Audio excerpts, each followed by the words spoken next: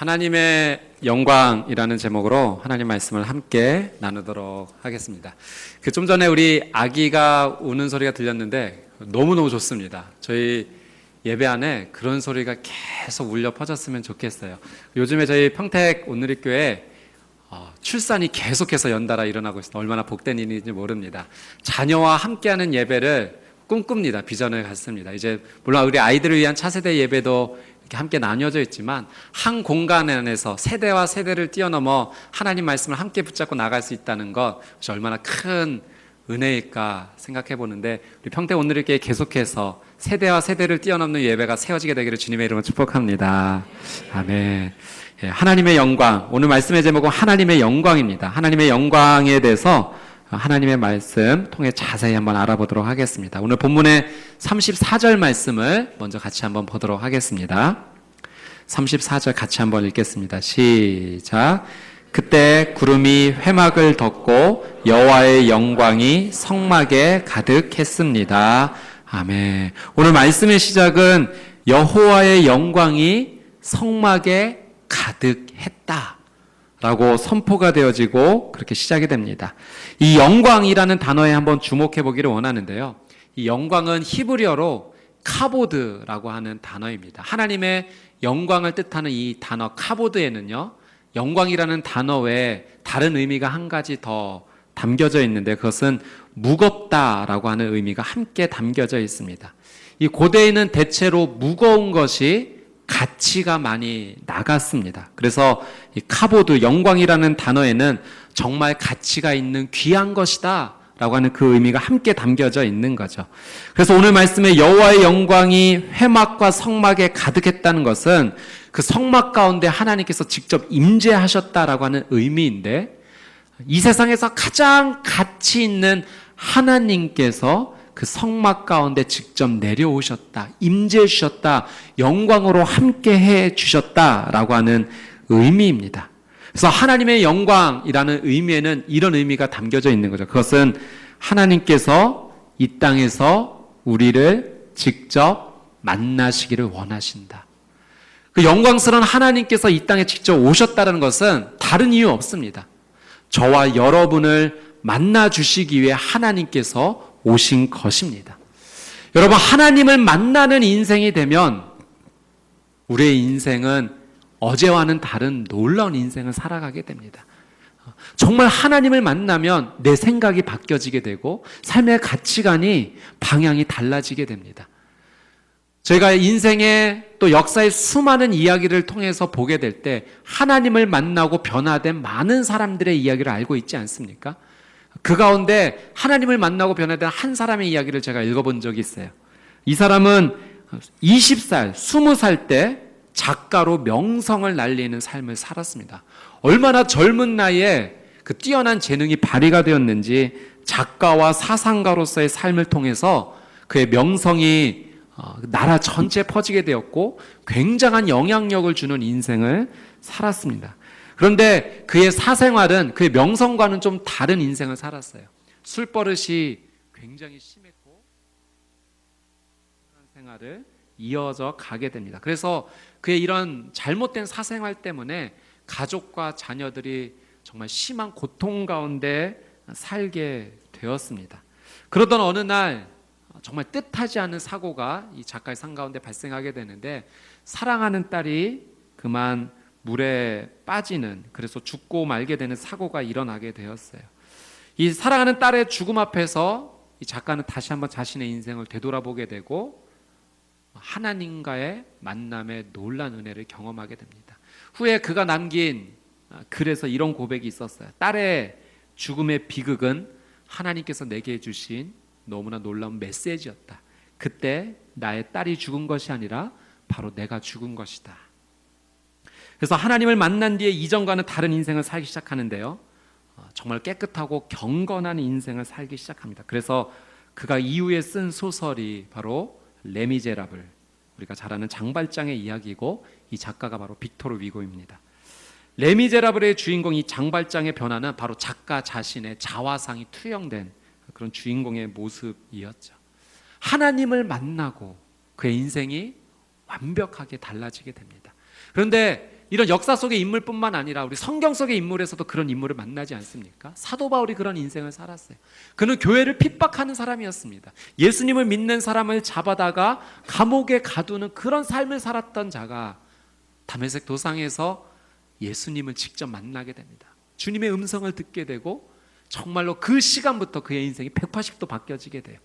예수님 믿는 사람을 잡아다 옥에 가두는 인생에서 이제는 예수님을 전하는 인생. 그래서 그는 선교사로서, 성경의 저자로서 정말 인류의 역사뿐만 아니라 하나님의 역사의 한 획을 긋는 놀라운 인생을 살게 돼요. 다른 거 없습니다. 하나님을 만났기 때문에. 삭개오의 삶도 그렇지 않습니까? 그는 세리로서의 삶을 살았어요. 너무나 귀한 직업입니다. 그런데 그는 이 세리의 직업을 통해 자기의 욕심을 채우는데 너무너무 급급했어요. 나라와 민족, 백성을 위해서 살아가기보단 로마 정부를 위해 일하면서 백성들에게 과도한 세금을 걷었고, 그리고 일부분을 자신의 욕심을 채우는 데 사용했던 사람. 그래서 많은 사람들로부터 죄인이라는 지탄을 받고 손가락질을 받았던 인생입니다. 그러던 어느 날 그가 살고 있던 여리고에 예수님께서 지나가신다라는 소식이 들리게 돼요. 그는 물질은 있었습니다. 명예는 있었습니다. 그런데 너무나 허무한 인생을 살았어요. 예수님 만나고 싶었어요. 그러나 그는 예수님께 가까이 나가지 못했죠. 수많은 사람들이 둘러싸여 있었고 키가 작아서 도저히 예수님 앞에 나가지 못하는 인생이었습니다. 그래서 그가 낸 아이디어 하나, 뽕나무 위로 올라가는 거였어요. 그곳에서 예수님을 보는 것이 그의 생각이었습니다. 그런데 나무 위에 올라간 그를 예수님께서 보시고 이렇게 말씀하셔서, 삭개오야, 이리 내려오너라. 내가 오늘 너의 집에 유하여야겠다. 이전에 예수님께서 삭개오를 만난 적이 있으셨나요? 아니요, 전혀요. 그런데 주님은 삭개오를 알고 계셨어요. 그의 이름을 알고 계셨어요. 주님이 나를 알고 계세요. 그 누구보다도 나를 잘 알고 계시는 분이 주님이세요. 그분이 삭개오의 집에 머무르셨다는 것은 너무나 큰 상징적인 은혜입니다. 그것은 죄인을 만나주시기에 찾아오신 예수님이 바로 나를 찾아오셨다라고 하는 사실이죠. 예수님을 만나고 난 삭개오의 삶이 바뀌었습니다. 그는 이전에 백성들로부터 물질을 갈취하는 삶을 살았지만 이제는 주님께 이렇게 고백해요. 주님, 이제 내 재산의 절반을 내 이웃을 위해 사용하겠습니다. 그리고 혹시 내 이웃의 것을 도둑질한 것이 있다면 내가 그것을 4배나 갚겠습니다. 어떻게 하루아침에 이런 전혀 다른 인생을 살 수 있나요? 다른 거 없습니다. 하나님을 만났기 때문에 그래요. 예수님을 만났기 때문에 변화된 인생을 살게 된 것입니다. 사랑하는 여러분, 하나님 만나면 우리의 인생이 변할 줄 믿습니다. 어제와는 다른 놀라운 인생을 살 그런 은혜가 우리에게 주어지는 거예요. 무엇 때문에? 우리를 만나주시는 하나님의 은혜 때문에. 그래서 저주와 고통의 인생을 살고 있다 할지라도 그 속에서 하나님 만나면 감사의 삶을 살 수 있고 의미 있는 삶을 살아갈 수 있는 거예요. 오늘 장로님께서 기도해 주실 때도 그런 기도하지 않으셨습니까? 고통 가운데 있을다 할지라도 주님 나를 만나주시면 인내할 수 있고, 전혀 이해할 수 없는 삶의 환경일지라도 주님 나를 만나주시면 새로운 의미를 찾고 하나님 앞에 감사하며 나갈 수 있는 것, 그것은 우리가 하나님을 만났기 때문에 가능한 것입니다. 성경을 보면 하나님이 어떤 분이시다라는 것을 계속해서 선포하고 있는데 그 가운데 하나 아주 특별한 말씀이 있습니다. 요한일서 1장 5절 말씀인데요. 이 말씀을 같이 한번 읽어보겠습니다. 시작. 우리가 그리스도에게서 듣고 여러분에게 전하는 소식은 이것입니다. 곧 하나님은 빛이시니 하나님 안에는 어둠이 전혀 없습니다. 아멘. 하나님은 무엇이시라고요? 빛이시라고요. 오늘 성가대 찬양에도 정말 은혜가, 제가 오늘 말씀을 드리지 않았는데 여호와는 나의 빛. 정말 하나님의 은혜는 통하는 것 같아요. 오늘 장로님의 기도도 그렇고 성가대의 이런 고백도 그렇고 오늘 준비되어진 말씀도 그렇고 정말 우리 하나님은 한 분 하나님이시구나. 우리의 영을 하나로 인도해 주시는구나. 하나님은 빛이다 라고 성경이 말씀하십니다. 그래서 하나님 안에는 어둠이 전혀 없다. 여러분, 빛이 임하는 곳에 어둠은 떠나게 돼 있어요. 빛 대신 하나님께서 우리의 삶 가운데 임하실 때 우리 안에 모든 어둠이 떠날 줄 믿습니다. 하나님의 영광이 우리의 삶 가운데 임한다는 것, 그럼 빛 대신 하나님께서 우리의 인생 가운데 찾아와 주신다는 거예요. 그렇다면 내 안에 나를 힘들게 하고 어렵게 했던 모든 어둠의 것들은 하나님의 영광과 빛이 임하는 순간 떠나는 것입니다. 출애굽기 말씀에 보면 하나님께서 이스라엘 백성을 구해 주시기 위해 모세를 보내셨을 때 모세가 바로에게 요청하지만 바로가 바로 응답하지 않죠. 거절합니다. 그래서 이집트 땅에 10가지 재앙이 내리는데 그 중에 9번째 재앙이 흑암의 재앙이었습니다. 이 흑암의 재앙이 그때 어떠했는지 한번 말씀 통해서 한번 볼게요. 출애굽기 10장 22절 23절 같이 한번 읽겠습니다. 시작. 그리하여 모세는 자기의 손을 하늘로 향해 뻗었습니다. 그러자 짙은 어둠이 3일 동안 온 이집트 땅을 덮었습니다. 아무도 3일 동안 서로 볼 수 없었으며 자기 자리에서조차 일어나지 못했습니다. 그러나 온 이스라엘 자손이 있는 곳에는 빛이 있었습니다. 아멘. 그 당시 이집트 사람들은 태양을 신으로 섬겼어요. 밝게 빛나는 그 태양을 자기의 하나님이라고 고백했던 거죠. 하나님께서 10가지 재앙을 통해서 그들이 섬기는 우상을 다 꺾으셨습니다. 그게 진짜 신이 아니다. 내가 진짜 하나님이다. 태양이 빛을 잃었습니다. 성경은 3일 동안 이집트 사람이 일어서지도 못할 만큼 칠흑 같은 어둠이 임했다라고 기록을 하고 있어요. 여러분, 보통 어두워진다 할지라도 우리의 그 시력이 좀 적응하면 좀 비슷하게라도 좀 보이지 않습니까? 그런데 이 태양의 빛을 잃고 흑암의 재앙이 임하는 순간 3일 동안 아무것도 못할 정도로 그 땅에 어둠이 임한 거예요. 그런데 하나님께서 구별해 주시는 은혜가 있었어요. 어디요? 이스라엘 백성이 머무는 땅. 그 땅은 고센이라는 땅이었어요. 그 땅 가운데 하나님께서 빛으로 임해 주신 것입니다. 사랑하는 여러분, 빛 대신 하나님께서 우리의 삶 가운데 임하신다는 것은요, 바로 이것과 같아요. 구별된 은혜입니다. 하나님의 빛이 임한다는 것은 나를 특별히 사랑하셔서 하나님의 구별된 특별한 은혜가 임한다라고 하는 사실이죠.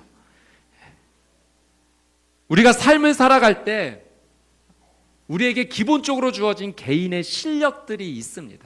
그러니까 내 삶 속에서 내가 최선을 다해서 행해야 될 그런 일들 속에서 내 실력이 반영이 되는 거죠. 그런데 내 실력에 한계가 있습니다. 그래서 하나님의 주시는 플러스 은혜가 필요한 거예요. 그래서 성경에 보면 오늘 이 성막이 지어지고 그 가운데 하나님의 영광이 임했는데 이 성막을 짓기 전까지 하나님께서 특별히 한 사람을 세우세요. 부살렐이라고 하는 한 사람을 세우시는데요. 이 부살렐에게 어떤 은혜 주시는지 한번 보십시오. 출애굽기 35장 30절에서 31절 우리 같이 한번 읽겠습니다. 시작. 그러고 나서 모세는 이스라엘 백성들에게 말했습니다. 보라, 여호와께서 유다 지파 훌의 손자이며 우리의 아들인 부살렐의 이름을 불러 하나님의 영이 가득하고 재능과 능력과 지식으로 모든 일들을 하게 하셨다. 아멘. 여러분, 기본적으로 하나님께서 부살렐에게 주신 은사, 재능이 있어요. 그런데 그거 갖고만 하나님의 일을 감당하게 하신 것이 아니라 은혜 주셨어요. 플러스 은혜 주신 거예요. 특별한 은혜 부어주신 거예요. 하나님의 영을 부어주셨고요. 재능과 능력과 지식으로 그 일을 감당하게 했다라고 하는 사실입니다. 여러분, 우리는 삶을 살면서 참 한계에 많이 부딪혀요. 아무리 노력해도 더 이상 진전되지 않는 삶의 한계를 만나게 되죠. 학생들은 공부할 때 참 그런 거 많이 느낍니다. 아무리 노력해도 그 이상의 점수를 뛰어넘지 못해요. 직장에서 또는 가정에서 삶의 영역에서 우리는 한계를 만나죠. 그런 얘기 한번 들은 적이 있는데 한 자녀가 정말 최선을 다하지 않고 공부하지 않는 모습을 아버지가 너무 속상하게 생각해서 제안을 하나 하셨어요. 아들, 이번 중간고사 평균 70점 넘으면 내가 상 줄게. 상금으로 50만 원 줄게. 대단한 제안이 이루어졌습니다. 아버지, 그 정말이시죠? 저 지금부터 장난 아닙니다. 진짜입니다. 정말 열심히 공부했어요. 최선을 다했고 중간고사 치렀고 끝난 날 아버지에게 전화했어. 아버지, 아들 무슨 일이야? 아버지 그때 평균 70점 넘으면 상금으로 50만 원 주신다고 하셨죠? 그랬지 아들. 어떻게 됐어? 아버지, 그 돈 아버지가 쓰세요. 발버둥 쳐도 한계를 맛보는 거예요. 우리의 인생 그렇지 않습니까? 정말 최선을 다하지만 벗어날 수 없는 내 한계. 그런데요, 하나님의 은혜가 임하면 그 한계를 벗어날 수 있는 놀라운 기적을 맛본다라고 하는 사실입니다. 그것이 영광으로 임하시는, 빛으로 임하시는 하나님의 은혜인 거예요.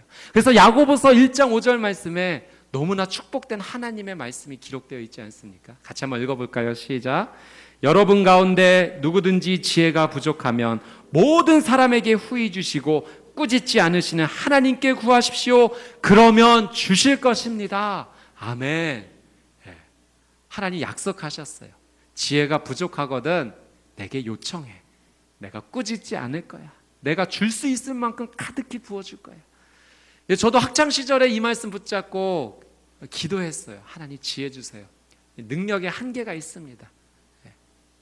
근데 우리 그 양재에 계신 우리 이상주 목사님도 이런 고백하시더라고요. 정말 중학교 때까지 밑바닥 인생을 사셨다는 거예요. 꿈도 없고 소망도 없고 정말 하루하루가 암울한 인생. 그런데 그 청소년 시절에 하나님을 만난 거예요. 그리고 말씀을 읽어가면서 하나님의 놀라운 은혜를 경험하게 됐고 그 뒤부터 정말 180도 다른 인생을 살게 되었는데 이 야고보서 1장 5절 말씀을 만나고 그 수학 정석책 앞에 맨 앞에다 이 말씀을 기록해 놓은 거예요. 공부하다가 문제가 안 풀리면 연필 딱 놓고 맨 첫 장으로 돌아가는 거죠. 그리고 말씀 읽고 기도하는 거죠. 하나님, 지혜가 부족합니다. 지혜 주세요. 그렇게 공부하면서 하나님께서 자신의 인생을 인도해 주셨다라는 놀라운 고백. 사랑 여러분, 우리는 다 한계를 가질 수 없는 유한적인 존재, 인간의 삶입니다. 그러나 우리 하나님은 무한하시고 끝이 없으시죠. 하나님께서 우리의 삶 가운데 은혜를 부어주시면 우리의 한계를 뛰어넘어 하나님 앞에 거룩하고 귀하게 쓰임받을 줄 믿습니다. 하나님의 영광을 구하는 인생 되어야 돼요. 하나님의 빛을 구하는 인생 되어야 돼요. 그러면 하나님의 지혜와 능력이 우리의 삶 가운데 강물과 같이 흘러가게 될 것입니다. 하나님의 영광이 임할 때 우리가 하나님 앞에 반응해야 될 것 한 가지 있어요. 너무나 중요한 겁니다. 누가복음 말씀에 보면 예수님께서 이 땅 가운데 이제 인간의 몸을 입고 오시게 되었을 때 이 천사들이 목자들을 찾아가서 선포하는 내용이 있는데요. 그 가운데 하나님의 영광이 임했을 때 어떻게 반응해야 되는지 말씀이 우리에게 가르쳐주고 계십니다. 누가복음 2장 8절에서 14절 말씀입니다. 같이 한번 읽어볼게요. 시작. 한편 목자들은 바로 그 지역 들판에서 살며 밤에 양떼를 지키고 있었습니다. 주의 천사가 그들 앞에 나타났고 주의 영광이 그들을 환하게 둘러 비춰서 그들은 너무나 두려웠습니다. 잠시만요. 천사가 그들 앞에 나왔고 무엇이 그들을 환하게 둘러 비쳤다고요? 주의 영광. 하나님의 영광이 그들의 삶 가운데 임했어요. 자, 이 영광 앞에 그들은 어떻게 반응하지 한번 계속 읽어보겠습니다. 10절 시작. 천사가 말했습니다. 두려워하지 마라. 보아라, 내가 모든 백성에게 큰 기쁨이 될 좋은 소식을 너희에게 알려준다. 오늘 구주이신 주 그리스도가 다윗의 동네에서 태어나셨다. 너희가 천에 쌓여 구유에 누워있는 아기를 볼 것인데 그것이 너희에게 표적이 될 것이다. 갑자기 그 천사와 함께 하늘의 군대가 큰 무리를 이루며 나타나 하나님을 찬양하며 말했습니다. 잠시만요. 어떻게 반응했다고요? 하나님을 찬양하는 삶. 주의 영광이 임했을 때 목자들과 천사들은 하나님 앞에 찬양으로 나갑니다. 그 찬양의 고백을 같이 볼까요? 14절 시작. 지극히 높은 곳에서는 하나님께 영광이요 땅에서는 하나님의 은총을 입은 사람들에게 평화로다. 아멘. 하나님의 영광이 임하실 때 우리가 해야 될 단 한 가지, 그것은 찬양이에요. 하나님을 높여드리는 겁니다. 예배입니다. 여러분, 예배는 우리가 하나님의 영광 앞에 반응해야 될 유일하고 옳은 온전한 반응이죠. 예배는 복음을 만났을 때 우리가 할 수 있는 가장 적절한 반응입니다. 하나님의 영광 앞에 가장 자연스러운 모습이죠. 예배는 하나님께서 허락하신 그 창조의 첫 모습을 회복하는 그 귀한 은혜로 주님 앞에 반응하는 것입니다. 영광스러운 하나님 앞에 나가는 가장 위대한 방법, 그것이 바로 예배입니다. 예배의 본질은 하나님을 계속하여 높여드리는 것에 있습니다. 어떤 의식과 행위에만 머물러 있는 것이 아니라는 거죠. 하나님과 연결되어서 주님을 끊임없이 높여드리는 것. 그래서 예배는 보는 것이 아니라 드리는 것이라고 표현하는데 그 이유가 거기에 있습니다. 그냥 관전하는 것이 아니라 내 영혼과 내 육신과 내 마음이 온전히 하나님 앞에 반응하는 자리이기 때문에 주님께 연결되어 드리는 것, 그것이 예배죠. 사람은 우리의 삶 속에서 하나님을 예배할 수 있어요. 일주일에 한 번만 어떤 정한 시간에 모여서 찬양, 기도, 말씀, 그것도 중요한 예배예요. 그런데 예배가 그것으로만 끝나지 않는다는 거예요. 내 삶 속에서 하나님께서 나를 부르심의 자리에서 하나님 앞에 반응하며 주님을 높여드리는 것, 그것이 우리가 예배의 삶으로 이어지는 거죠. 그래서 학생은 학생의 본분인 공부를 통해 하나님께 예배할 수 있는 것이고, 또 음악을 하시는 분은 악기의 연주를 통해, 그림을 그리시는 분은 그림을 그리는 걸 통해, 또 무용하시는 분, 또 가정을 돌보시는 분, 각자 직장에서 맡겨주신 일을 하면서 그것을 통해 하나님을 높여드리는 삶을 이어나갈 때, 그것이 우리가 하나님 앞에 반응하는 예배의 삶을 사는 것입니다. 여러분, 불의 전차라는 영화 보신 분 계실 거예요. 그 주인공의 실제 모델이 에릭 리들이라고 하는 사람입니다. 이 사람이 1924년 파리 올림픽에 영국 대표로 나갔는데 자신의 주종목이 100m 달리기였어요. 그런데 이 100m 달리기 결승전이 열리는 날이 주일날 잡히게 되었는데, 이 에릭 리들이 굉장히 신실한 하나님 앞에 신실한 크리스찬이었는데 그가 이 시합을 포기하게 됩니다. 그리고 각종 언론에서는 비난과 핍박이 쏟아지게 되죠. 조국을 배신한 자다. 결국 그 비난 앞에서도 그는 시합을 포기하고 대신 400m 대회를 나가게 됩니다. 400m는 자신의 주종목이 아닌 거예요. 근데 놀랍게도 이 400m에서 세계 신기록을 세우고 우승을 하게 되었습니다. 에릭 리들이 이런 고백을 했어요. 나는 최선을 다해 달릴 때 하나님의 기쁨을 느낍니다. 나는 최선을 다해 달릴 때 하나님의 임재를 느낍니다. 내가 이 400m에서는 100m는 내 힘으로 달렸는지 몰라도 나머지 300m는 하나님께서 달리게 하셨습니다. 그러니까 평소의 삶에서 예배의 삶이 끊어지지 않았던 거예요. 달리는 것을 통해 하나님을 예배했던 사람. 그래서 결국 그런 신앙 고백이 주일날 주일성수라는 신앙 고백으로 이어지게 되었고, 자신의 한계를 벗어나는 다른 곳에서 금메달로 하나님께 영광 돌리는 놀라운 인생을 살게 되었죠. 근데 여러분, 더 놀라운 것은 에릭 리들의 그 이후의 삶입니다. 사실 이 이후의 삶은 그렇게 많이 알려져 있지 않아요. 여러분, 세계 인류 가운데 올림픽에서 금메달을 따는 사람이 몇 명이나 되겠습니까? 금메달 땄다는 건 정말 대단한 영광이고 명예이고 세상의 모든 걸 다 얻은 그런 열매 아니겠습니까? 영국에서 많은 명예를 가지고 많은 재물을 가지고 살 수 있었음에도 불구하고 그가 1년 뒤에 1년을 열심히 준비해서 신학과 과학을 공부해서 중국으로 선교사로 나가게 됩니다. 그리고 20년 동안 중국에서 선교사로서의 삶을 살게 돼요. 중국인들과 함께 생활하고 일하고 섬기고 신앙을 가르쳤죠. 그의 일화 중에 이런 일화도 있습니다. 그 당시 이제 2차 세계대전 가운데 일본이 중국을 침략했을 때 일본군의 침략으로 중국인이 부상당했는데 일본군의 보복이 두려워서 아무도 그 사람을 도와주지 못하는 거예요. 그러니까 참수를 했다가 실패하게 되고, 그래서 정말 생명의 위독을 느꼈던 그 중국인을 에릭 리들이 나서서 정말 정성껏 치료하게 됩니다. 결국 생명을 구해주죠. 1943년에는 적대국 국민이라는 이유로 일본군에 의해서 수용소에 갇히게 되는데, 거기서도 늘 하던 대로 체육을 가르치고 과학을 가르치고 성경을 가르치는 삶을 살게 됩니다. 1945년 큰 병이 있었지만 계속해서 섬기는 것을 멈추지 않았고요.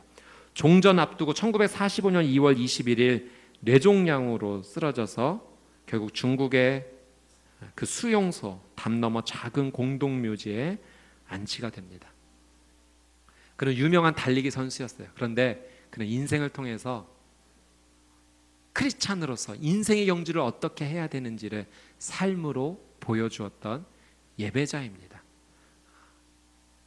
누구를 어디로 인도하느냐도 중요하지만 어떻게 인도하느냐도 중요하다는 것을 가르쳤던 예배자. 그는 진짜 하나님 앞에 참다운 예배자의 삶을 살았습니다. 사랑하는 여러분, 내 삶 속에서 하나님께 어떻게 예배하고 있는지 우리를 돌아봐야 돼요. 만약 우리가 우리의 삶에서 정말 하나님을 예배하는 삶을 살지 못한다면 반대로 하나님의 영광이 계속해서 임하는 삶을 우리는 유지하지 못한다는 거예요.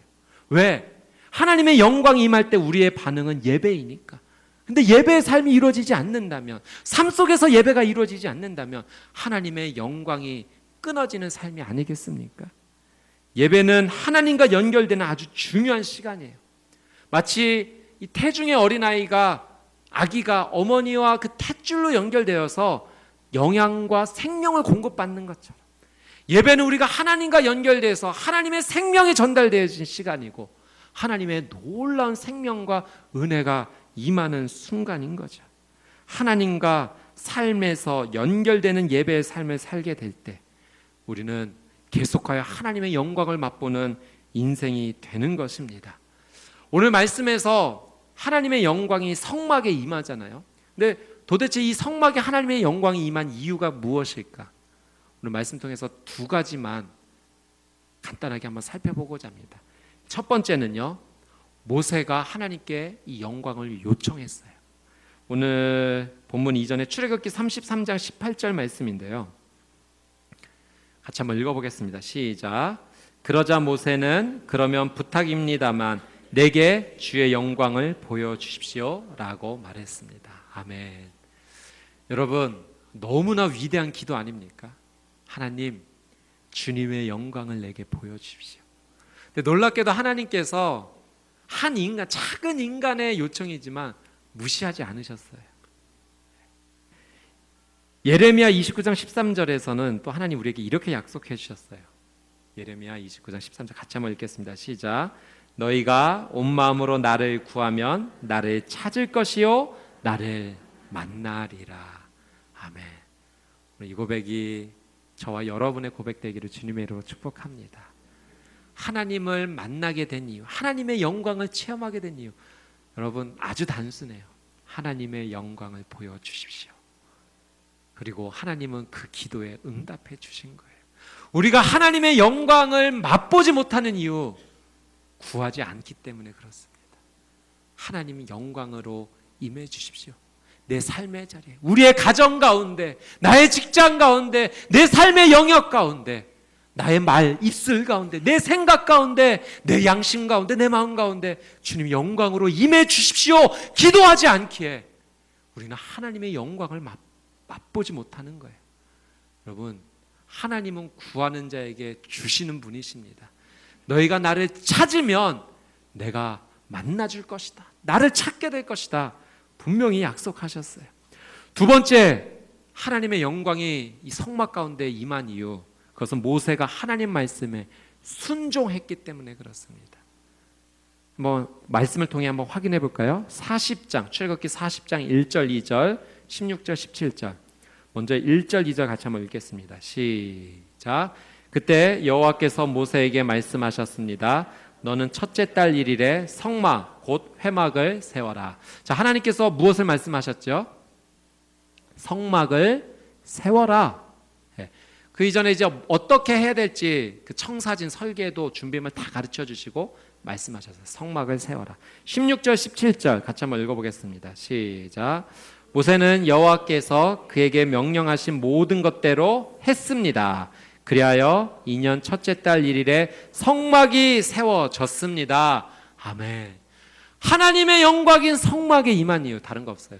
모세가 하나님 말씀에 순종했습니다. 우리가 하나님의 영광을 맛보는 통로가 있다면 그것은 온전한 순종을 통해서 맛보게 될 것입니다. 하나님의 영광이 임하는 곳, 그곳에는 항상 전적인 순종이 있는 거예요. 우리가 하나님의 영광을 경험하지 못한다면, 하나님의 빛을 경험하지 못한다면, 하나님의 은혜와 지혜를 경험하지 못한다면 우리의 삶을 돌이켜봐야 돼요. 내가 지금 하나님 앞에 온전히 순종하지 못하는 것은 없는가? 오늘 본문 36절 38절 말씀도 같이 한번 볼게요. 36절에서 38절 시작. 이스라엘 백성들은 그 여정 동안에 구름이 성막 위로 뜨면 떠났고 구름이 뜨지 않으면 뜨는 날까지 떠나지 않았습니다. 이렇게 이스라엘 모든 백성들은 그 여정 동안 여호와의 구름이 낮에는 성막을 덮고 밤에는 불이 구름 속에 있는 것을 보았습니다. 여러분, 다른 거 아니에요. 영광으로 임하신 하나님, 구름으로 임재하신 하나님께서 움직이시면 같이 떠났고 움직이지 않으면 머물렀다는 거예요. 이게 전적인 순종입니다. 하나님 앞에 온전한 순종이 있었기 때문에 계속하여 성막에 하나님의 영광이 임재했고, 그 성막 회막을 통해서 이스라엘 백성들은 모세를 통하여 계속하여 하나님과 교제할 수 있었던 것입니다. 사랑하는 여러분, 오늘의 이 시대는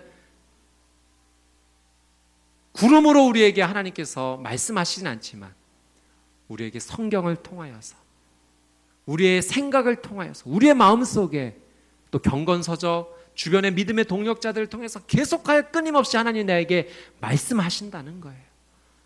주님은 끊임없이 내게 말씀하세요. 여러분, 순종하고 계십니까? 전적인 온전한 순종이 이루어지고 계십니까? 예, 우리는 부족하죠. 연약하죠. 늘 최선을 다하지만 넘어질 때가 있죠. 그러나 중요한 건 정말 그 하나님의 말씀 앞에 몸부림치고 있냐, 이것이에요. 몸부림쳐야 돼요. 할 수 없어도 몸부림쳐야 돼요. 그 할 수 없음마저 드려야 돼요. 주님, 내가 여기까지가 최선입니다. 플러스 은혜가 필요합니다. 하나님 은혜 부어주셔서 나머지를 채워주십시오. 하나님 앞에 몸부림치며 나갈 때 계속하여 하나님의 영광이 떠나지 아니하는, 주의 영광의 빛이 머무는 놀라운 은혜가 우리의 삶 가운데 있을 줄 믿습니다. 하나님의 임재를 나는 얼마나 사모하는가, 얼마나 강력히 원하는가. 예전에 책에서 이런 내용을 한번 읽은 적이 있어요. 유전병으로 인해 심각한 비만병을 갖고 있는 한 사람의 이야기입니다. 너무나 심각한 비만병이 있어서 체중이 많이 나가서 사회생활에 지장이 있었던 거죠. 그에게 친한 친구들이 있었는데 무엇을 좋아했냐면 그 친한 친구들과 교제하는 것, 함께 이야기 나누고 정말 친밀하게 이렇게 삶을 나누는 것을 좋아했습니다. 근데 이 사람에게 한 가지 소원이 있었는데, 이 친구들을 만나는 것을 외부에서 만나는 것이 아니라 그 친구의 집에 가서 삶을 나누는 것을 원했어요. 근데 그럴 수가 없었어요. 왜냐하면 몸무게가 너무 많이 나가서 앉는 의자마다 다 부셔지는 거예요. 그러니까 감당할 만한 가구가 없었습니다. 의자가 없었어요. 친구들이 이 친구가 와서 앉을 만한 의자를 준비하지 않았죠. 그래서 매번 이 뚱뚱한 사람은 친구의 집 현관까지만 갔다가 돌아오고 맙니다. 왜냐하면 앉을 만한 의자가 없기 때문이죠. 여러분, 이 이야기는 실제로 있었던 이야기는 아니고 어떤 하나의 것을 상징적으로 좀 이야기해서 만들어진 이야기예요. 여러분, 제가 처음에 영광이라고 하는 단어에 무겁다라는 의미가 있다는 것을 한번 설명드렸습니다. 혹시 하나님께서도 앞서 이야기했던 그 뚱뚱한 사람이 가지고 있었던 마음의 그 어려움을 동일하게 갖고 계시지 않을까 생각해 보게 됩니다. 하나님의 영광이 우리의 예배 가운데 오시다가 저 문 밖에서 앉을 의자를 찾지 못하고 그냥 돌아가시지는 않는가. 근데 우리는 그저 하나님의 영광이 문 밖에 있다는 사실만으로 혹시 흥분하고 있지는 않는가. 하나님의 영광이 문 밖에까지 오셨어. 그래서 기뻐하고 찬양하고 기도하고 말씀 앞에 나가지만 정작 우리의 모임이 이 한가운데 하나님의 영광을 모실 준비를 우리는 못하고 있는 것은 아닌가. 하나님께서 현관에서 앉을 의자를 찾지 못하고 돌아가시고 있는 그런 현상이 우리의 삶 가운데 있지 않나 돌아보게 됩니다. 사랑하는 여러분, 우리는 우리의 예배 가운데 하나님의 영광이 앉으실 의자를 준비해야 돼요. 그것은 하나님의 영광의 무게를 견딜 만한 의자여야 됩니다. 우리는 그 의자를 은혜의 보좌라고 부르는 거죠. 만약 우리의 예배에 하나님께서 앉으실 은혜의 보좌가 준비되어 있다면 하나님께서 높은 하늘의 보좌에서 이 은혜의 보좌 가운데 임재하여 주실 거예요. 우리의 예배 가운데 함께 거하여 주실 것입니다. 그리고 이전까지 우리는 경험하지 못한 놀라운 떨림을 경험하게 될 것입니다. 놀라운 기적도 보게 되겠죠. 우리가 이제까지 경험하지 못한 놀라운 부흥의 현장을 목격하게 될 것입니다. 어떻게 은혜의 보좌를 준비하시겠습니까? 성경은 이 은혜의 보좌가 오직 예수 그리스도 그분에 의해서만 가능하다고 말씀하십니다. 히브리서 4장 14절에서 16절 말씀을 개역개정으로 같이 한번 읽어보도록 하겠습니다. 같이 읽겠습니다. 시작. 그러므로 우리에게 큰 대제사장이 계시니 승천하시니 곧 하나님의 아들 예수시라. 우리가 믿는 도리를 굳게 잡을지어다. 우리에게 있는 대제사장은 우리의 연약함을 동정하지 못하실 리가 아니요 모든 일에 우리와 똑같이 시험을 받으시니로되 죄는 없으시니라. 그러므로 우리는 긍휼하심을 받고 때를 따라 돕는 은혜를 얻기 위하여 은혜의 보좌 앞에 담대히 나아갈 것이니라. 아멘. 사랑하는 여러분, 예수님을 굳게 붙잡으십시오. 예수님을 통해서만 우리는 은혜의 보좌 앞에 나갈 수가 있습니다. 예수님 붙잡을 때 하나님의 놀라운 영광이 우리의 삶 가운데 임하게 될 것입니다. 예수님 붙잡고 말씀에 순종해야 돼요. 우리의 힘과 노력으로 순종하는 거 아니에요. 그분의 보혈을 붙잡고 그분의 은혜를 붙잡고 예수의 이름을 붙잡고 순종하고 주님의 은혜를 구할 때 하나님께서 우리의 삶 가운데 영광으로 빛으로 임하여 주실 것입니다. 이런 놀라운 은혜의 삶을 사는 평택 온누리교회가 되기를 주님의 이름으로 축복합니다. 아멘.